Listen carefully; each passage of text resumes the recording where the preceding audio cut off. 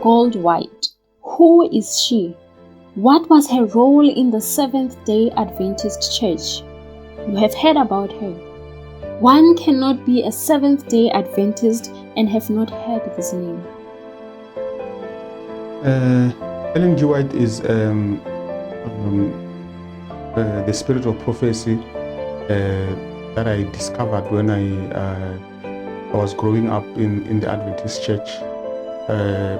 It was something that I did not grow up knowing, that there is something called Ellen G. White or the spirit of prophecy. But as I was learning, I would hear bits and pieces of Ellen White here and there. But I actually got to experience Ellen White when I grew up. Ellen White, according to my experience, is a prophetess that we have. I could say my first encounter with Ellen White when I was young was at a church at home. We used to have this old pastor, Pastor Matiera. So he used to always make us talk about Ellen White, what happened in 1844.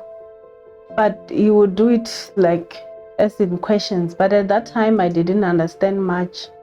And growing up really in the church, we knew that there were books of Ellen White. We had heard about, at home, we had the book Early Writings and a few others, but I didn't really know what is it that I'm supposed to use them for.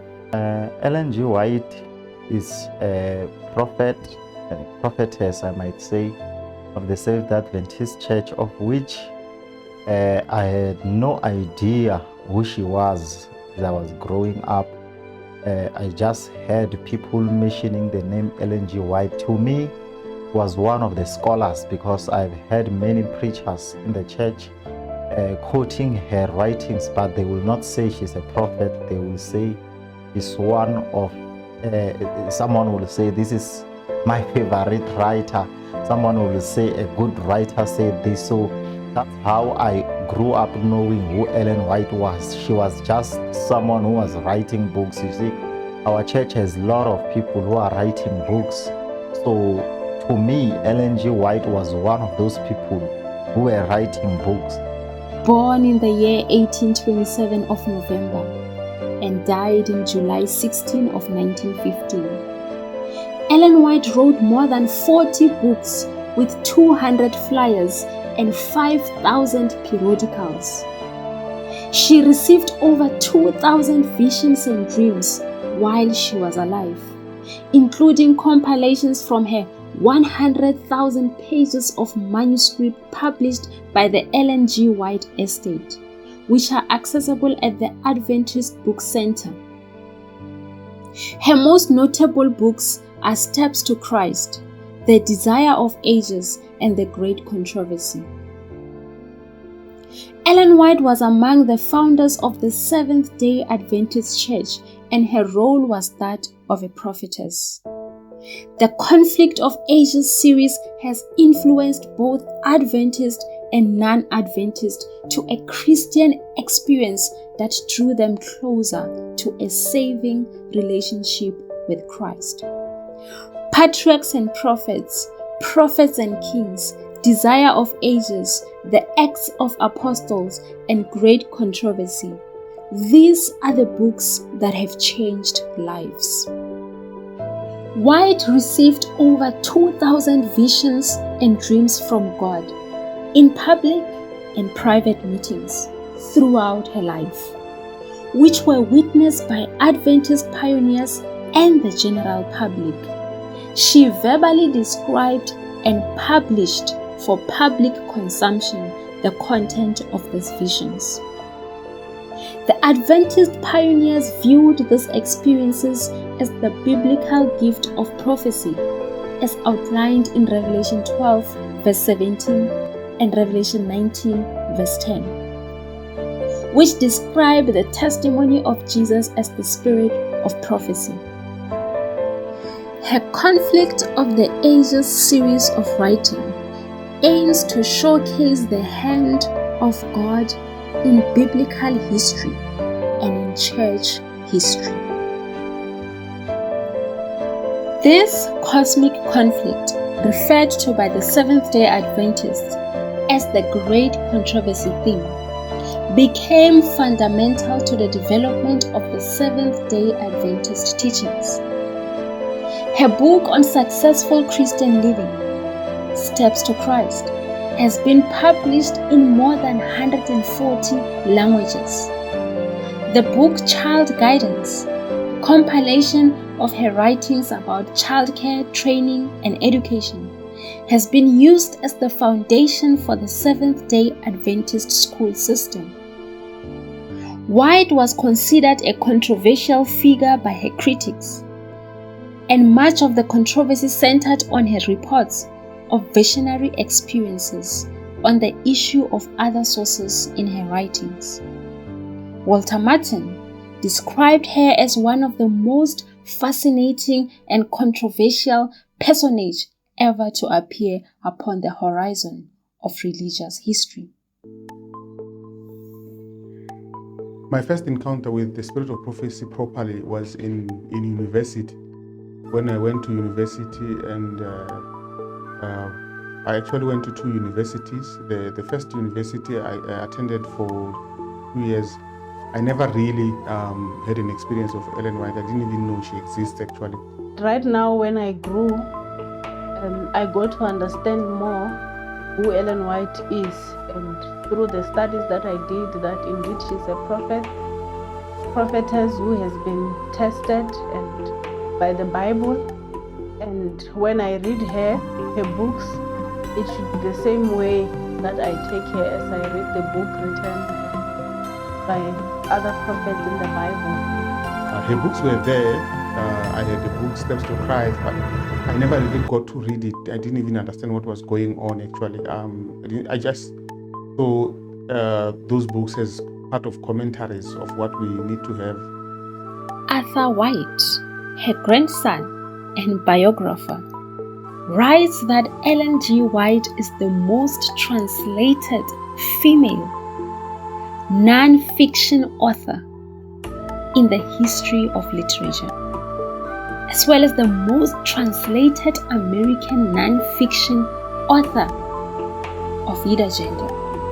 My first encounter, as I've said, I have heard of her books, but I did not know she was a prophet of God. And then when I was in a university, that's when I actually seen the actual role in the church, studying the church manual informations that the gift of prophecy is one of the gifts which we acknowledge as Seventh Adventists. So if I read the book of Isaiah, the book of Jeremiah, so that's how now I take her, and I realize that she makes, even actually when I read her books, I even get to understand most of the things easier. So it's sort of more, it explains more of the things that I get, which I read in the Bible. Her writings covered a broad range of subjects, including religion, social relationships, prophecy, publishing, agriculture, nutrition, theology, creationism, evangelism, Christian lifestyle, education, and health. But when I arrived at the University of Limpopo, when I was now doing my computer science degree, that's when really I encountered the spirit of prophecy. She promoted and has been instrumental in the establishment of schools and medical centers all over the world, with the most renowned being Andrews University in Michigan and the Loma Linda University and Medical Center in California. At home we had a book called Early Writing, but we never really read it. I know the person who used to read it was my father. He used to also quote it a lot, but like I indicated, I didn't fully understand until I could say when I went to university. That's when I fully started to understand, these are the books of Ellen White and this is their importance. And then I began to try to understand what this thing is and what is it for and why should it be there, and all those questions were there and they were answered. One of the 28 fundamental beliefs of the church is the gift of prophecy. And one of the gifts of the Holy Spirit is prophecy. This gift is an identifying mark of the remnant church and was manifested in the ministry of Ellen G. White. As the Lord's messenger, her writings are a continuing and authoritative source of truth, which provide for the church comfort, guidance, instruction, and correction. They also make clear that the Bible is the standard by which all teaching and experience must be tested. In the testimonies sent to a particular brother, she said, "I have given you the light God has given to me. In no case have I given my own judgment or opinion. I have enough to write of what has been shown me, without falling back on my own opinions." Please note, in no case have I given my own judgment or opinion. Testimonies to Bethel Creek Church, 1882, page 58. The first person really who introduced me to the spirit of prophecy without really knowing, it was a lady called Maggie Ovens. She's one of those people who had a serious impact in my Christian walk.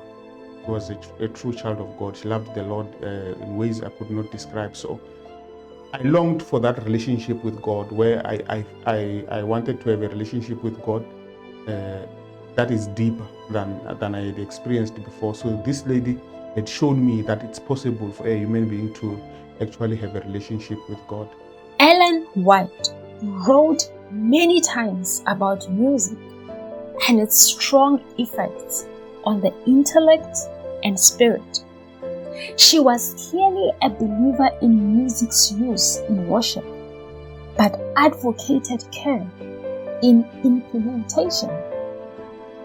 After a 1900 camp meeting in sensational music, she wrote the following: "The things you have described as taking place in Indiana, the Lord has shown me will take place just before the close of probation.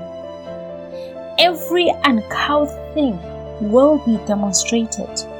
There will be shouting with drums, music, and dancing.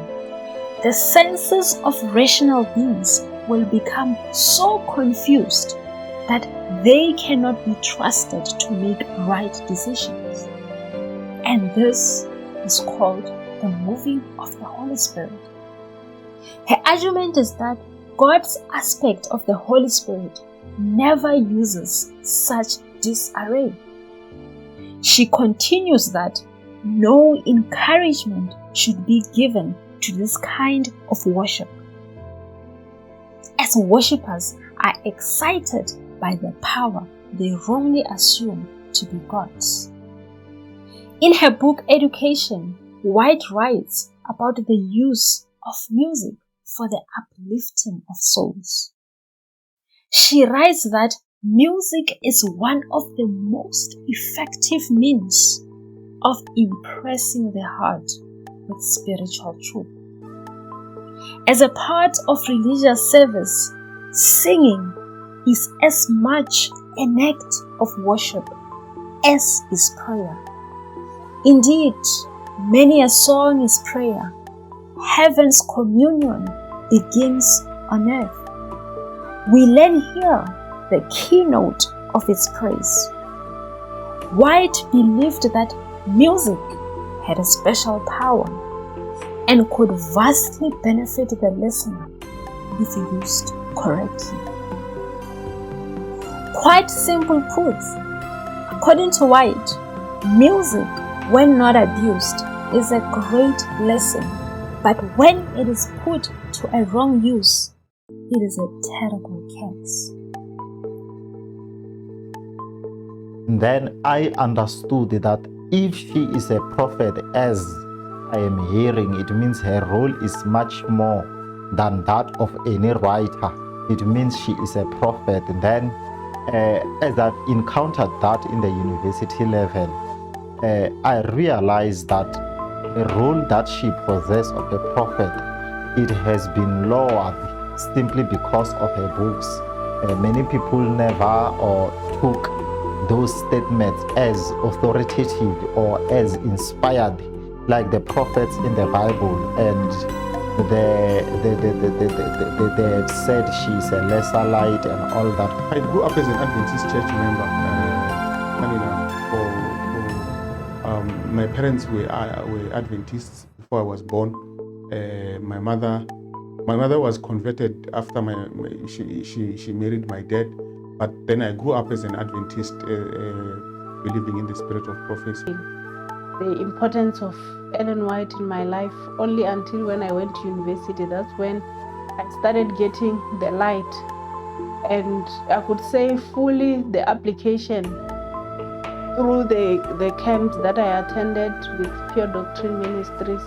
That's when I could say I fully understood why a person needs to read the books of Ellen White. And the first book which I read and it really touched my life was the book Great Controversy.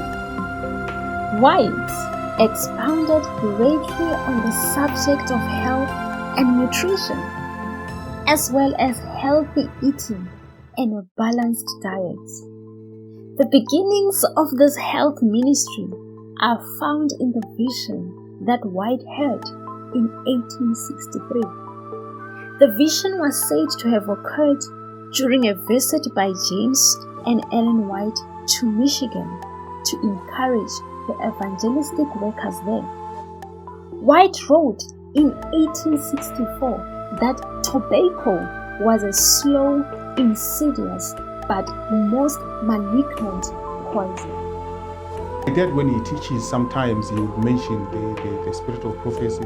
He had a tendency of saying Moyo prophet, meaning the spirit of prophecy, but without, or the book of prophet or something, the books of prophecy, but without mentioning who this author is and what she meant. I had read bits and pieces of that book, but until I read the whole of it from beginning to the end, that's when I started to fully understand the issues of Christianity and the whole controversy. I didn't really know that there is something called the spirit of prophecy that we had to really read and understand. I finished all my high school without knowing anything about the spirit of prophecy. I went to university without knowing anything about the spirit of prophecy. It's only after, when I was now in university, that I fully got to grasp the idea that there is something, the spirit of prophecy. I will talk about that one first, because after that book, the other one that I read from beginning was The Desire of Ages. But with the first one that I read from beginning to end, which was The Great Controversy, it helped me to understand the truth as a whole.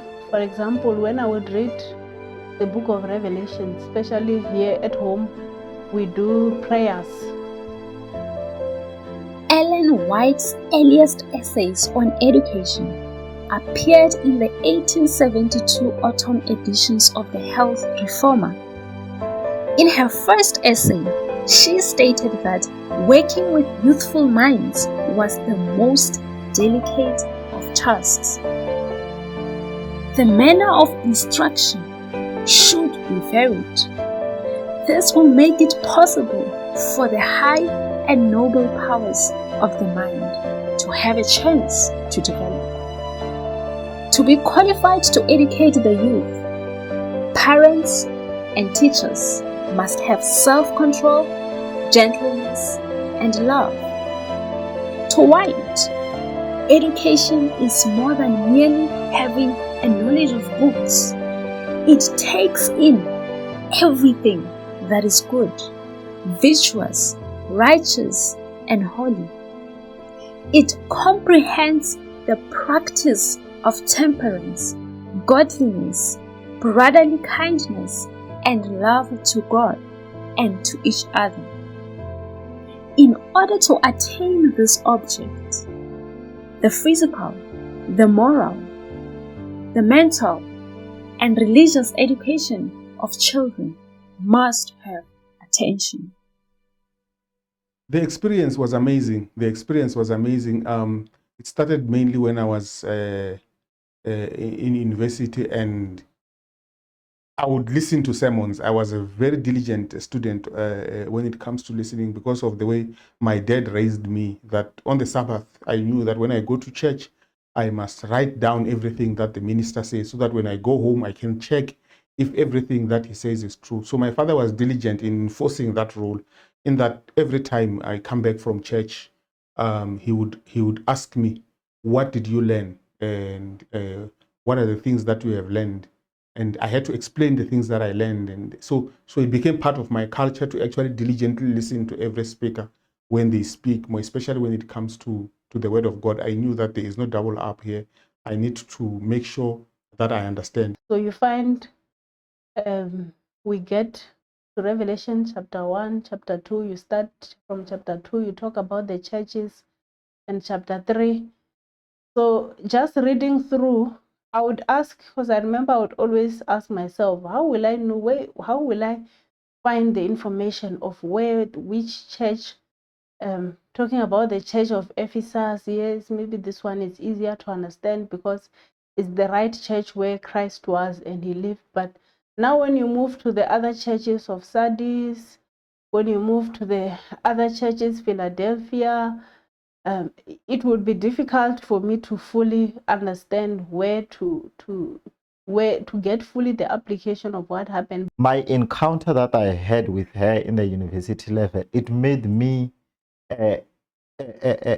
question actually, it made me question her role as a prophet, because you see, when you are studying, you search online. I used to search online to actually find out the spirit of prophecy and Ellen G. White, and I've discovered multiple websites that actually show that this Ellen G. White is a false prophet. They spoke about that she's a leader of the cult, the kingdom of the cult. I have heard about the book that was written by Walter Martins, which actually explained the kingdom of the cult. So when I got the spirit of prophecy, it was an amazing experience. When I began to read all her books, Simon actually was the first person to introduce me to it, because he came back with actually the spirit of prophecy in that CD-ROM. And I couldn't believe so many books were written by Ellen G. White. And I began to really read these books one by one, and I was amazed at the things that they were saying, and how much these things had an impact in my life. It was amazing.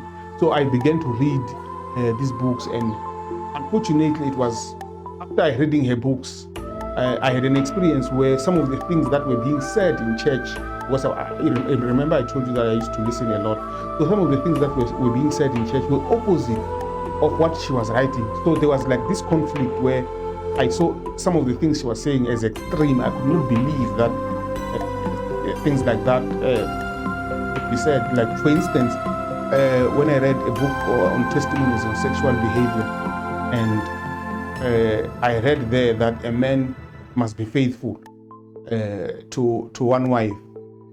That was a revolutionary statement to me, because everyone I knew around me had some form of girlfriend or a concubine or something, or a child outside. So the fact that you are so strong in this issue that you need to possess your vessel and be faithful to your wife and all that, it was amazing to me. So most of the things that I read there were amazing and shocking.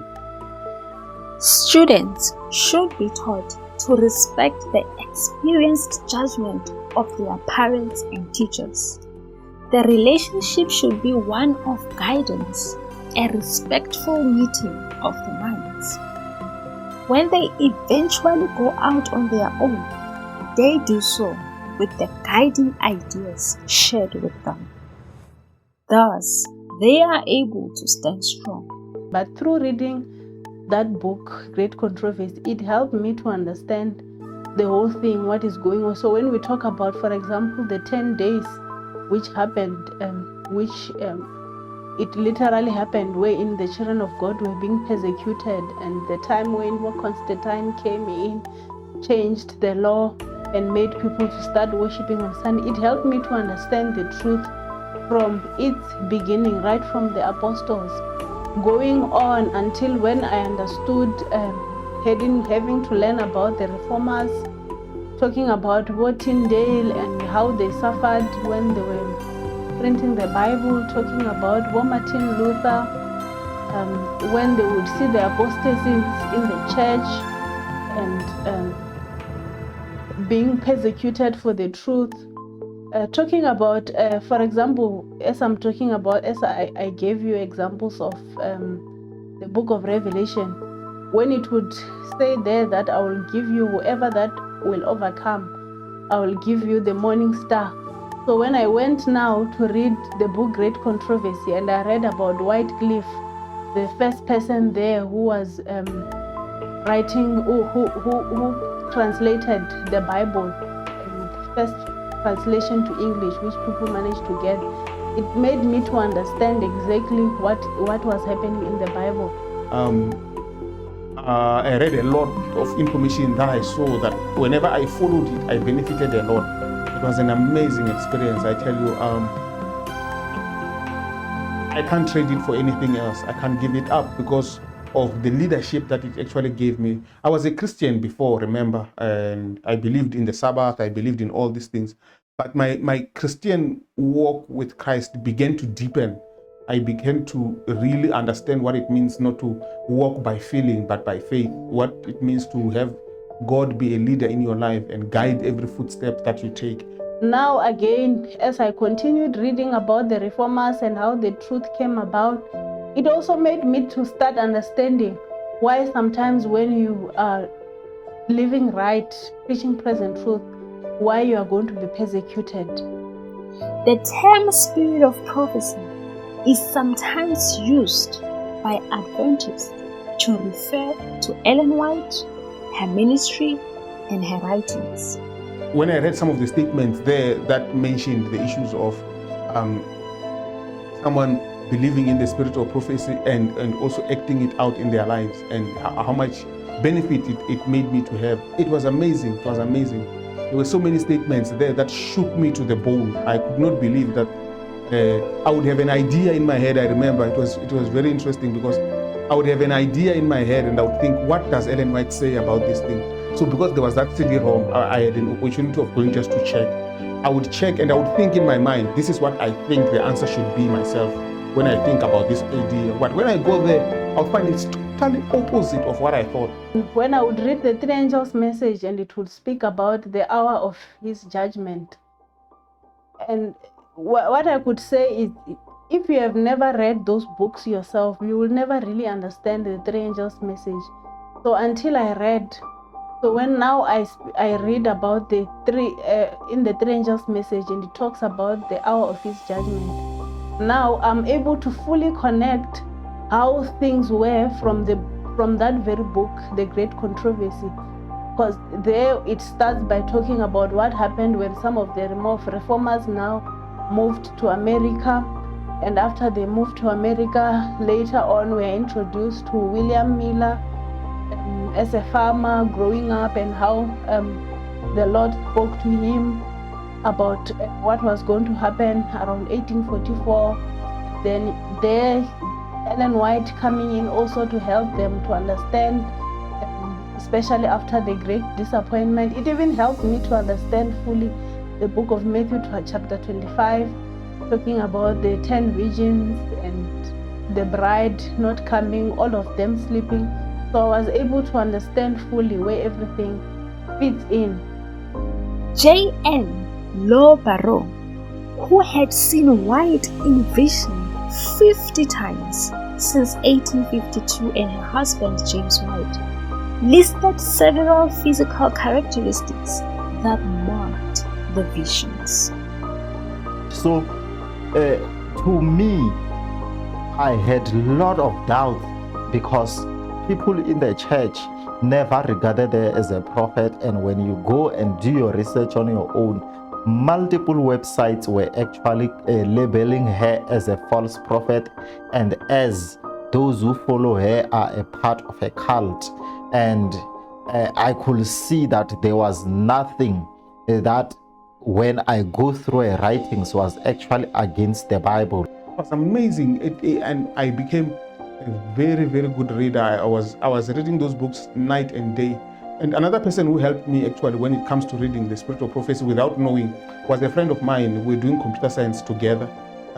This young man, when school closes, he would read books. So we would go and fetch books by Hitler, on Hitler, on so many historical figures, powerful things that he would read. And I took those books as well with me. But when I was reading these things, I felt the emptiness that they had, that these books are not inspiring as I thought they should be. So then I looked, what can I really read that would really inspire me? And then the Spirit of Prophecy was there. So I took the Spirit of Prophecy and began to do what he was doing. In passing into vision, she gives 3 enrapturing shouts of glory, glory, glory, which echo and re-echo. The second shout, and especially the third, fainter but more thrilling than the first. The voice resembling that of one quite a distance from you and just going out of hearing. What also I learned most in her books, going forward until towards the end, the apostasies which are which we even find coming into the churches. Through reading those books, I managed to understand some of there's a chapter which talks about modern revivals there, and you are able to see how Satan has even come into the church of God. There's a chapter which also talks about snares of Satan, how even maybe when you're about to even do something Christian or something good, the devil just creates something for you. My whole Christian experience changed. It's almost like overnight, actually. My whole Christian experience changed. My whole ideas about life changed. I had an understanding of what it means to be a Christian. I began to see a lot more than I saw before. I realized that the sermons I was listening to were a bit shallow than the actual messages that I was receiving. So it was truly an amazing experience that I had. Ellen White changed the whole course of my life. I would not be married to the wife I have were it not for Ellen White. I was nowhere close to even looking at a woman in the Adventist church were it not for Ellen White. She really fought with me in that idea, because in my idea was you could marry anyone you want. I could not have continued with school the way I did had I not listened to Ellen White and had I not read her books. I would not have survived the issues of alcohol, with having people around me who were alcoholics. I mean, alcohol was readily available in my family. I would not have made it without the books of Ellen White. That really stressed that you should not even taste even a drop of alcohol, even one glass of wine, you should not drink it. Those were revolutionary statements to someone who comes straight from the world and who grew up in the church but still in the world. And my friends, everyone around me, they had a girlfriend one way or the other. For a few moments, she would swoon, having no strength. Then she would be instantly filled with superhuman strength, sometimes rising to her feet and walking about the room. She frequently moved hands, arms, and head in gestures that were free and graceful. But to whatever position she moved a hand or arm, it could not be hindered nor controlled by even the strongest person. Other things that I even found them helping me, especially with talking about the pandemic that happened and so on. I managed to even see there's a chapter where it even talks about him, the devil controlling even the elements and so on, can change even make the weather, these diseases, until the end. So I managed to even understand all those things, which initially when I would read them from the book of Revelation, just alone it was difficult to understand. The things that she was saying, many of them were just provocative, because they will even push me hard when I look at the issue of dress reform. I think it was one area which actually made me wonder a lot, because she was speaking against a lot of fashions, which when I looked by my carnal mind, my carnal eyes, I never seen anything wrong with that. In 1845, the 80-pound white held her parents' 18.5-pound family Bible in her outstretched left hand for half an hour. So going through now, I could say it really helped me through her books. I could say it helped me to even understand what we are talking about when we say the little time of trouble. What is it when we're talking about the judgments of God that are going to come, as recorded in Revelation chapter 16, the loud cry, and so on. So until the end, when the controversy shall end. Promiscuity was just normal. I grew up promiscuity being normal without knowing that these things are not normal. So when I discovered that these things were not normal, it was amazing. So it changed a lot actually in my Christian experience, having the spirit of prophecy. There are things I still battle with. Sometimes she goes deeper than I can imagine, that I can even think. But I've realized that in all the things that I have followed her, in everything that I've tried to follow her and do as she says, I have been the one who benefited the most than any other person. She did not breathe during the entire period of a vision that ranged from 15 minutes to 3 hours. Yet, her pulse beat regularly and her countenance remained pleasant as in a natural state. And now when I went to the book, Last Day Events, I realized it's sort of a repetition of exactly what I read in Great Controversy, because it was more of now repeat and enlarge. Her eyes were always opened without blinking. Her head was raised, looking upward with a pleasant expression, as if staring intently at some distant object. Several physicians at different times conducted tests to check her lack of breathing and other physical phenomena. She was utterly unconscious of everything transpiring around her and viewed herself as removed from this world and in the presence of heavenly beings. When she came out of vision, all seemed total darkness, whether in the daytime or a well-lighted room at night. She would exclaim with a long-drawn sigh as she took her first natural breath. Dark. You need to take one book. Ask God to help you. Start with any book that you like. It can be Ministry of Healing is one book that really helped me as well in my Christian walk, and you can read Desire of Ages. It opened Christ to me in ways I cannot imagine. I would say take one book. Don't listen to what people are saying before judge for yourself. Have that spirit to judge things for yourself. Don't just take what people are saying. Don't take one line from a minister, from a person who says something against Ellen White without actually judging these things for yourself.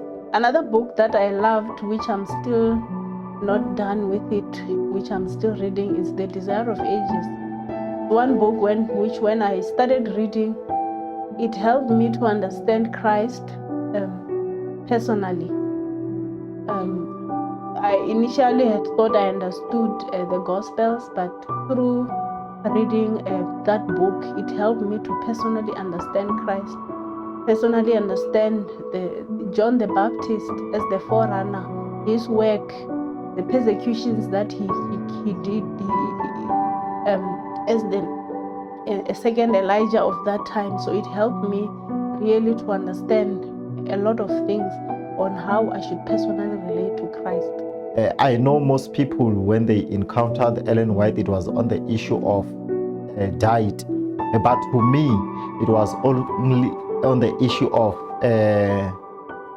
dress, especially that when it comes to diet. Personally, I never ate too much meat. The only meat I was eating was only chicken. So it was not really much of a struggle. But when it comes to dress, that's when I spend most of my time reading her writings, understanding why I should not wear certain dresses, why I should not wear certain trousers, why I should not wear certain shoes, and all that. To those who have not read the books of Ellen White, normally I know you think, this is a false prophet and so on. But what I can say is that first to go and read the first book that I can say go and read, so that you read it and you finish it, is The Great Controversy. And when you have understood that book, then you can move to other books. The other thing that I also learned from her books is the issues of health, talking about now we are living in the days of the pandemic, how we are supposed to conduct ourselves in order not to get diseases, and when we get diseases, how to strengthen our immune systems, how to keep our minds healthy, and so on. So through reading her books, you can be able to get all that knowledge. So I would say to people, if you don't talk bad about something that you have never really read, because most of us just have bits and pieces that we hear from other people teaching. So I would say to someone who has not read, go and read that book, Great Controversy. And I know the devil has made it in a way that when a person opens it, you feel like the English is very hard. You feel like the chapters are too long. Even for myself, I had to read it, especially the first few chapters with a dictionary next to me, because some of the things it was difficult to understand. But as soon as you start getting along and you start understanding her language in that book, then it becomes easier for you to understand the whole controversy. Carry out those principles in your life and see if indeed you will be lost. You will realize that the half of the things that you hear you were never told, and what Christianity is. But that's for people who are truly interested in understanding what Christianity is. I would say, if you're not interested in these things of Christianity, if it's a part-time thing to you, it's fine. Even if you don't read their books, you would not benefit much. But if when you do something you really want to understand, you want to get to the bottom of it, you want to fully understand what you are doing, I would suggest that you must read the Spirit of Prophecy.